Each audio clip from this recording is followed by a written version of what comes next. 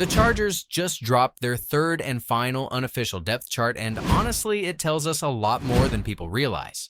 Some of it is predictable, some of it is frustrating, and some of it is a straight-up warning for what this season might look like. Let's talk through it position by position because this roster is starting to show us exactly who they are and what the coaches believe in.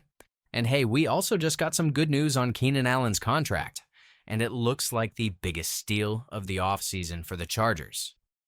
What's up, Chargers fans? Welcome to the NFL Playbook Chargers. If you're new here, don't forget to hit that subscribe button. This channel is all about breaking down everything you need to know about the Bolts. So, let's start with Keenan Allen's contract. When the deal was first reported, everyone thought it would count for about $8.5 million against the cap this season. Turns out, the official numbers are in, and it's actually only $5.27 million. That's a big win for the Chargers. The takeaway here is simple. The Chargers now have more space to work with, close to $27 million, and that gives them flexibility to add more help if they need it. Allen gets paid, the team saves room, and the roster benefits.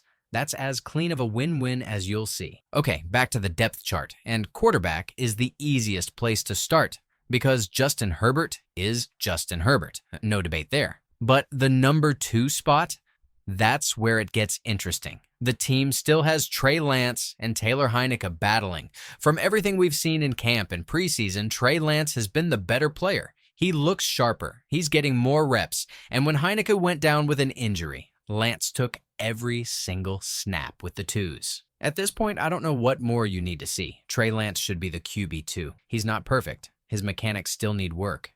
His reads can be slow, but he has juice. He can make plays outside the pocket. He can give you something if Herbert misses a week. And Heinicke? Yes, he's the definition of safe, but safe doesn't win you games when your starter goes down. And with the new rule that lets you carry a third quarterback without burning a roster spot, there's no reason to hang on to both. From my perspective, it's clear. Trey Lance is the guy. And if Jim Harbaugh can't unlock him, no one can. I'd call that competition over right now. Moving to running back, this is a little more straightforward. Najee Harris is listed as the starter, and that's exactly what the Chargers paid him to be. He's a veteran. He knows how to handle volume. But don't think this means Omarion Hampton is just a backup. Greg Roman has already said the carries will be split. Hampton is too talented not to touch the ball, and honestly, he might look more explosive right now than Najee. That doesn't mean Harris won't be the bell cow once he's fully healthy, but if Hampton keeps flashing, this could quietly turn into a 1-2 punch that defines the offense. And then you've got Raheem Sanders buried on the depth chart. He's not ready, but the talent is there. If he gets healthy and develops, that's the kind of guy who can change games. The tight end is where it gets messy. Will Dissly or Tyler Conklin, two very different players. Dissly has the advantage because he's been in this scheme for a year. He blocks. He does the dirty work. Conklin is more of a receiving option. The truth is, neither of them are game changers. That's just reality. If you're waiting for Antonio Gates 2.0, it's not happening here. Oronda Gadsden is the name fans want to see pop, but he's not there yet. So what you're left with is serviceable tight ends. They'll catch some balls, they'll block, but don't expect them to tilt games. And that's a little frustrating because when you think about what this passing offense could be, one dominant tight end would change everything. But that's not this roster. This is a do-your-job-and-move-the-chains tight end group. Wide receiver group is more complicated. The chart only lists Ladd McConkey and Quentin Johnston as starters. Obviously, you're going to see 3 wide sets all season, so the real question is, who's the third? Is it Keenan Allen? Is it Trey Harris?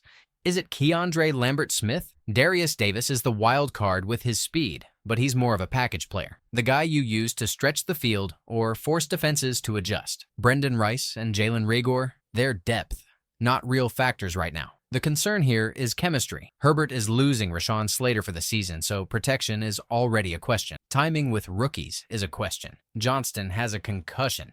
McConkey looks sharp, but he's still a rookie. Keenan Allen is reliable, but he's not the same guy who can carry the offense. This room has potential, but don't expect it to click overnight.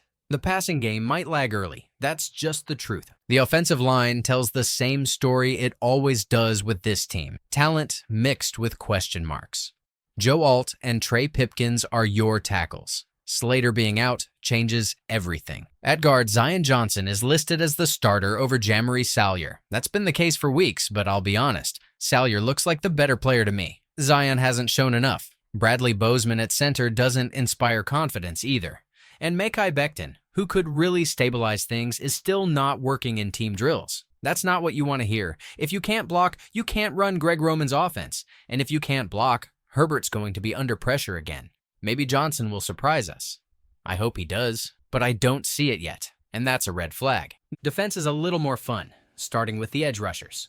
Khalil Mack and Tuli Tuipulotu are your starters, and that's a strong duo. Behind them, Bud Dupree is a lock. Kyle Kennard is a rookie they drafted, and Caleb Murphy is an undrafted guy who's earned a spot with his play on special teams. You can't cut him. That means the Chargers are probably carrying 5 edge rushers. That's actually smart. You don't let go of young talent just because the depth looks crowded. Mack is older, Dupree is older. You need the next wave ready. I like this group.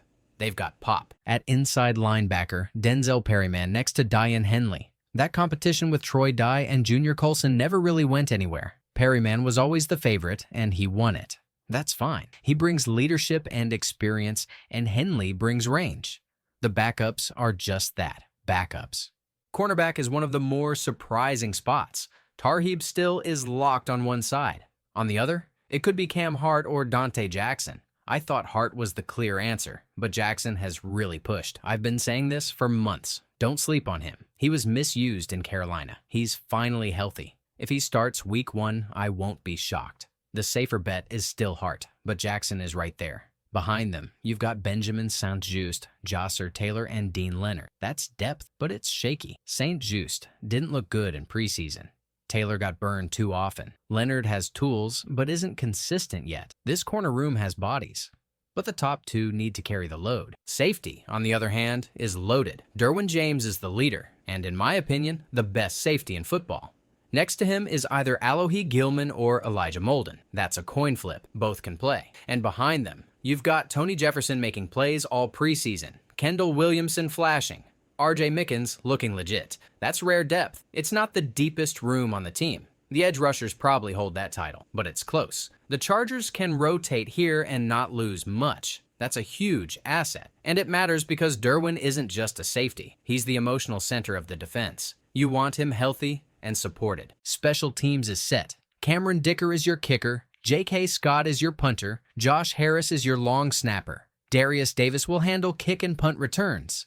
McConkey and Lambert Smith are listed as backups, but honestly, I hate the idea of putting Ladd out there. He's too valuable to risk.